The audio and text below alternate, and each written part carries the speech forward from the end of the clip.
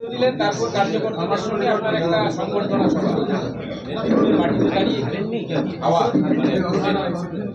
লড়াই সম্পূর্ণভাবে দৃঢ় বিশ্বাস যে ভারতীয় জনতা পার্টি জিতবে, মেদিনীপুর জিতবে এবং সেটার অনেকটাই কারণ হচ্ছে আমাদের সংগঠনের যে কাজ অলরেডি হয়ে রয়েছে। সংগঠন অত্যন্ত মজবুত। আমার সিনিয়র, আমাদের শীর্ষ নেতৃত্ব দিলীপ দা যে কাজ করে গেছেন এখানে সাংসদ হিসেবে, তার রিপোর্ট কার্ড কদিন আগেই দিলীপ দা প্রকাশ করেছেন এবং তার সাথে সাথে দিলীপ দা যেভাবে সংগঠনকে গড়ে তুলেছেন, আমাদের সভাপতি সম্মানীয় সুদাম পণ্ডিত মহাশয়েরকে সঙ্গে নিয়ে এবং পুরো আমাদের কার্যকর্তাদের নিয়ে অত্যন্ত শক্ত হয়ে রয়েছে জায়গাটা এবং অবশ্যই আমরা জিতব। কোন কোন বিষয়গুলোকে প্রাধান্য দিচ্ছেন প্রচারে দেবেন ভেবেছেন? দেখুন, এই ভোট হচ্ছে দেশের ভোট, লোকসভার ভোট। মোদিজিকে আমাদের কমিটমেন্ট যে আমরা মোদিজিকে 42-এ 42 মোদিজি বলেছেন, আমরা চেষ্টা করব 42-এ 42 যাতে তার হাতে তুলে দিতে পারি। কিন্তু মেদিনীপুর সেই 42-এর মধ্যে অবশ্যই আছে, এটা আমার দৃঢ় বিশ্বাস। দেশের ভোট যখন, তখন মানুষের এটা বিচার করা দরকার যে দেশ যেভাবে এগোচ্ছে, দেশকে যেভাবে মাননীয় প্রধানমন্ত্রী নরেন্দ্র মোদীজি এবং ভারতীয় জনতা পার্টির কেন্দ্র সরকার যেভাবে এই 10 বছর এগিয়ে নিয়ে গেছেন, যেভাবে মানুষের জন্য বিভিন্ন যোজনার চালু করেছেন, যদিও বা সেই যোজনার সুবিধা আমরা খুব একটা পশ্চিমবঙ্গে পাইনি, কারণ মমতা ব্যানার্জি সেগুলো ঢুকতে দেয়নি। তার মধ্যে একটা প্রধান যোজনা হচ্ছে আয়ুষ্মান ভারত মতো অনেক এরকম যোজনা রয়েছে যেখানে মানুষ সুবিধে পায়নি, কিন্তু সারা ভারতবর্ষের মানুষ সুবিধে পেয়েছে। আর আমি আগেও বলেছি, আবারও বলবো যে এই ভোট হচ্ছে মানে কি সবজির দাম বাড়লো না তেলের দাম বাড়লো কমলো, এটা নিয়ে কিন্তু দেশকে বিচার করলে হবে না। কারণ দেশ ভারতবর্ষকে যে জায়গায় মাননীয় প্রধানমন্ত্রী পৌঁছে দিয়েছেন এবং যে সিকিউরিটি, সুরক্ষা, যে হঠাৎ করে ঘুম থেকে উঠে আপনি একদিন দেখলেন না যে ইসরায়েল প্যালেস্টাইনের মতো যুদ্ধ লেগে গেছে বা রাশিয়া ইউক্রেনের মতো যুদ্ধ লেগে গেছে। মোদিজি অভিভাবকের মতো তিনি যতদিন আছেন বা কেন্দ্র সরকার, ভারতীয় জনতা পার্টি যতদিন কেন্দ্র সরকারে থাকবেন, ততদিন এই সিচুয়েশন হবে না। এইটা হচ্ছে লোকসভার ভোট, দেশকে এগিয়ে নিয়ে যাবার। কিন্তু সে একই জায়গায় আমরা দেখতে পাচ্ছি পশ্চিমবঙ্গে আজকের যে অবস্থা, যে অপশাসন, যে দুর্নীতি, যে অত্যাচার, মহিলাদের কোনো সম্মান নেই। দিনের পর দিন মহিলাদের ধর্ষণ, শ্লীলতাহানি, 8 থেকে 80, মানে বয়সেরও কোনো নেই যে হ্যাঁ একটা 25 বছর 30 বছরের মেয়ে, তেমনও নয়। 8 বছর, 3 বছর, 2 বছর, 70 বছর, 60 বছর, আর তার কোনো বিচার নেই। সমাজে এই ধরনের কুকীর্তি হয়, কিন্তু তার বিচার হয়, তার শাস্তি হয়। কিন্তু পশ্চিমবঙ্গে আমরা কোনো শাস্তি দেখতে পাই না। কথায় কথায় মুখ্যমন্ত্রী উত্তরপ্রদেশ যোগীজির সাথে তুলনা করেন, কিন্তু যোগীজিকে গিয়ে শিখুন। যোগীজির ওখানে বিচার আছে। যোগীজির ওখানে সংখ্যালঘু সম্প্রদায়ের মেয়েরা বলছে আগে অখিলেশের সময় বেরোতে পারতাম না, এখন রাত্রিবেলা হোক ভোরবেলা হোক বেরোতে পারছি। এটাই আমার মনে হয় যে মানুষের কাছে এইগুলো পৌঁছানো। দুর্নীতি, অপশাসন, বাড়ি ভেঙে পড়ছে, কুকুর বেড়ালের মতো মানুষ মরছে। মেদিনীপুরও নিশ্চয়ই আলাদা কিছু নয়। তৃণমূলের মানেই হচ্ছে দুর্নীতি। আমাদের ওয়াটার বডিজ সেগুলোকে বুঝিয়ে দিয়ে বিল্ডিং তৈরি করা, কিছু নিয়মের তো দরকার নেই। আপনাকে শুধু একটু ঘুষ দিয়ে দিতে হবে, একটু পকেটে ঢুকিয়ে দিতে হবে এখানকার তৃণমূলের স্থানীয় নেতাদের, কর্মীদের, মন্ত্রীদের হাতে, আপনার কাজ হয়ে যাবে। পুকুর থাকলে পুকুর বুঝিয়ে আপনি বাড়ি তৈরি করুন, বাংলো করুন। আপনার গ্রাউন্ড একতলার পারমিশন আপনি 10 তলা করে দিন, কোনো অসুবিধা নেই। পুরোটাই হচ্ছে সিন্ডিকেট, পুরোটাই হচ্ছে তোলাবাজি। আমরা এই অপশাসনের এগেনস্টে আমাদের লড়াই। আমাদের তৃণমূলের কে ক্যান্ডিডেট আমাদের ওটা কোনো বিষয় নয়, আমাদের নীতি আদর্শের লড়াই। আজকে যে মুখ্যমন্ত্রী পার্লামেন্টে দাঁড়িয়ে স্পিকারের মুখে কাগজ ছুঁড়ে মেরেছিলেন যে আজকে ইলিগাল ইনফিলট্রেটার্সরা ঢুকছে, তার প্রতিবাদে আজকে সেই মুখ্যমন্ত্রী 180 ডিগ্রিজ চেঞ্জ হয়ে তিনি আজকে সিএ বা আজকে যে আমাদের বিএসএফের যে ফেন্সিং, ইন্টারন্যাশনাল ফেন্সিং, তার জমি দিচ্ছে না। কি অবাক, একটা মানুষের কীরকম চেঞ্জ হতে পারে। সুতরাং এই সব কিছুর বিরুদ্ধেই আমাদের লড়াই। এবং বাংলার মানুষ, মেদিনীপুরের মানুষ তো আর বাংলার মানুষের থেকে আলাদা নয়। সমস্ত জায়গাতেই আপনারা দেখবেন বাংলার মানুষ এখনও ভয়ে রয়েছে। তারা সামনে বলবে হয়তো যে না আমি আপনাকেই ভোট দেবো, তৃণমূলকেই ভোট দেবো, কিন্তু ইভিএম বক্সে গিয়ে তারা কিন্তু পদ্মফুল আর নরেন্দ্র মোদীজিকেই ভোট দেবে। এখানে কেউ ভাববেন না যে কোন দলের আপনি সাধারণ সম্পাদক না কোন দলের আপনি সুপ্রিমো, তাই জন্য আপনি যা কিছু করে যাবেন, যা কিছু দুর্নীতি, যা কিছু অত্যাচার। এখনও পশ্চিমবঙ্গ পাকিস্তান হয়ে যায়নি আর বাংলাদেশের সাথে যুক্ত হয়নি, যেটা অনেকেই চাইছেন। এটা আফগানিস্তান নয় যে যা খুশি তাই করবে।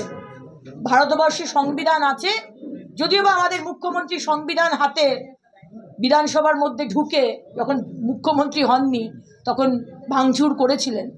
সংবিধান তো উনি মানেন না, এই মহিলা আবার কি সংবিধান মানবেন?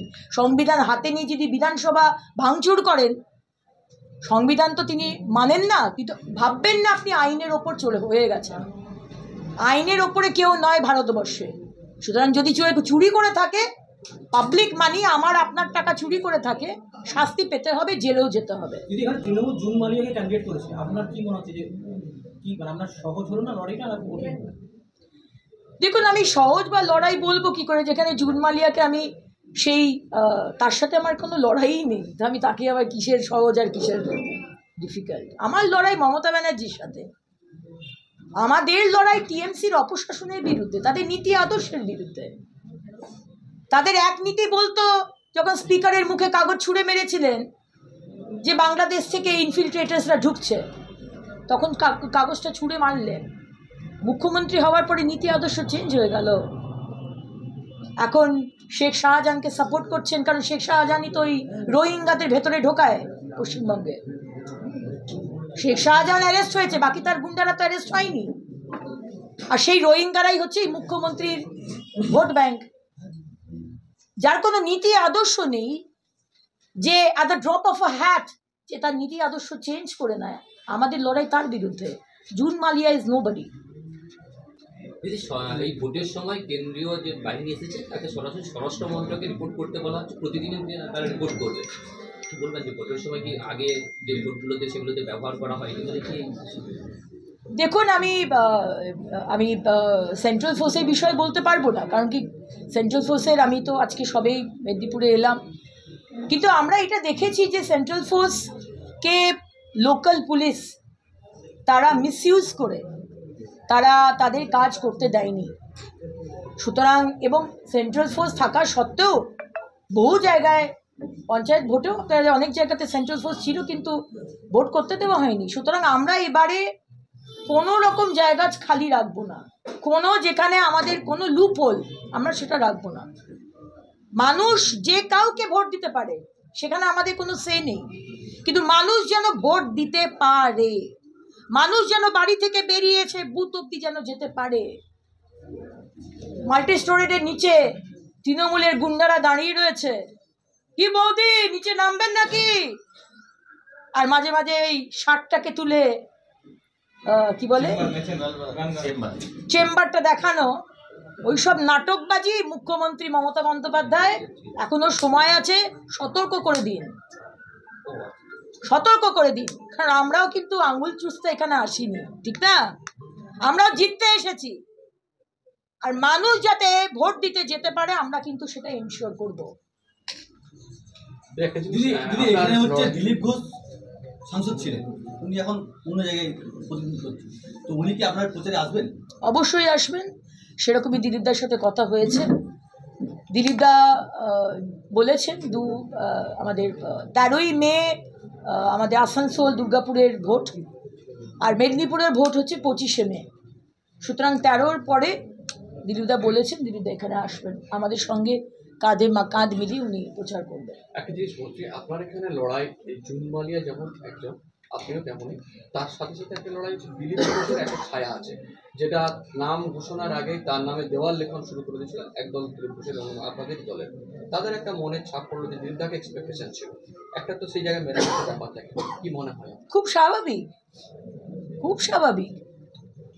আমরা যখন কারুর সাথে 4 দিন বা 5 দিন আমরা যদি কারুর সাথে কোনো ট্যুর কোম্পানির সাথে ঘুরতে যাই, তখন সেখানে যারা যারা সেই ট্যুরের কোম্পানির মধ্যে যায় একসঙ্গে, তাদের সাথে একটা বন্ধুত্ব, একটা আত্মীয়তা হয়ে যায়।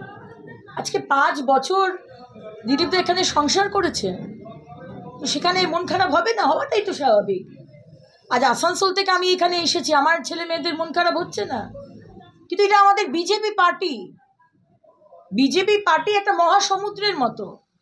এই তৃণমূলের ড্রেন, মানে হাই ড্রেনও বলবো না, মানে গ্রামে ছোট রাস্তা হয় না, ছোট রাস্তার পাশে যে ছোট ড্রেনগুলো হয়, কোনোদিন পরিষ্কার করে না, সেই ড্রেন। সুতরাং আমাদের এখানে ওই একটা পোস্ট বাকি সব ল্যাম্পোস্ট সেটাও নয়। শীর্ষ নেতৃত্ব যেটা বলবেন, ওনাদের যেটা মনে হবে যে না এইটাতে এইখানে এইটা করলে স্ট্র্যাটেজি জিততে পারে, জিততে হবে, আগে তো জেতা।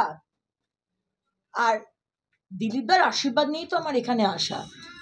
দিলীপদা আমাকে রাজনীতিতে এনেছেন, দিলীপদা মহিলা মোর্চার সভানেত্রী করেছিলেন, আর দিলীপদারই কনস্টিটিউয়েন্সিতে আজকে দিলীপদার আশীর্বাদ নিয়ে এখানে এসেছি।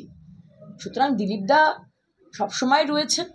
কার্যকর্তাদের মন খারাপ হওয়াটা একদম স্বাভাবিক, কিন্তু আই এম শিওর যে তারাও জানে যে এটা কত বড় লড়াই, এটা একটা যুদ্ধ। মা মাতঙ্গিনী যেভাবে লড়াই করেছিলেন পতাকাটা হাতে নিয়ে, গুলিবিদ্ধ হওয়ার পরেও পতাকা ছাড়েননি, আজকে সেই লড়াই আমার কার্যকর্তারা করছে। তারা এইটুকু বুঝবে না যে মোদিজিকে আমাদের বসাতে হবে, 42-এ 42, 400-র উপর সিট পেতে হবে। শুধু মন খারাপ করে থাকলে হবে না, এটা একটা বিরাট লড়াই। আর এটা তো ট্রেলার, এখানে আমরা কি সিট পাবো তারপর সেটা করে দেবে যে 26-এ কত সিট নিয়ে আমরা সরকার গড়ব। সুতরাং কার্যকর্তারাও সেটা বোঝে। কয়েকটা দিন সময় দিন। আমরা বলি আমাদের এটা পরিবার, একসঙ্গে সবাই লড়াইতে নামবো। এই যে ডায়মন্ড হারবারে এখনো প্রার্থী তালিকা না ঘোষণা, ওটা কি অপবাদ দিয়ে দেয় অভিষেক? ওটা আপনারা এত চিন্তা করছেন কেন বলুন তো? এত চিন্তা করলে হয়? এটা ভারতীয় জনতা পার্টি। আসানসোলেও তো এখনো ক্যান্ডিডেট হয়নি, আমাদের ডায়মন্ড হারবারে হয়নি, ঝাড়গ্রামে হয়নি। ঝাড়গ্রামে হয়নি কি? বীরভূম হয়নি।